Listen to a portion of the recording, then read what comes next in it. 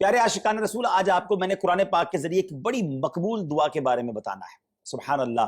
حضرت سعد رضی اللہ تعالی عنہ سے روایت ہے کہ رسول کریم صلی اللہ تعالی علیہ وسلم نے ارشاد فرمایا، حضرت یونس جب مچھلی کے پیٹ میں تھے تو انہوں نے یہ کلمات کہے، لا الہ الا انت سبحانک انی کنت من الظالمین۔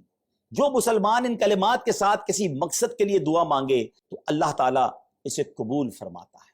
حضرت سعد بن ابی وقاص رضی اللہ تعالی عنہ فرماتے ہیں کہ ہم نبی کریم علیہ الصلوۃ والسلام کے قریب بیٹھے ہوئے تھے تو آپ نے ارشاد فرمایا کہ کیا میں تمہیں ایسی چیز کے بارے میں خبر نہ دوں کہ جب تم میں سے کسی شخص پر کوئی مصیبت یا دنیا کی بلاؤں میں سے کوئی بلا نازل ہو اور وہ اس کے ذریعے دعا کرے تو اس کی مصیبت و بلا دور ہو جائے۔ آپ علیہ الصلوۃ والسلام سے عرض کیا گیا، حضور کیوں نہیں؟ ارشاد فرمایا وہ چیز حضرت یونس کی دعا لا الہ الا انت سبحانک انی کنت من الظالمین ہے۔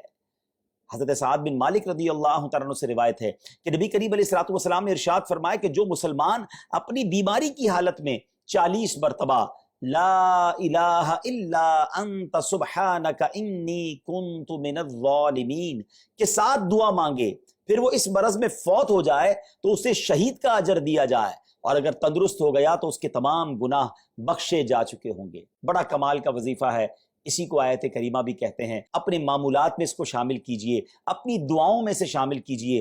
پریشان ہیں تو آیت کریمہ کا ختم کیجئے، بیمار ہیں تو یہ حدیث ہم نے سنی کہ 40 مرتبہ اس کو پڑھ کر دعا مانگیں۔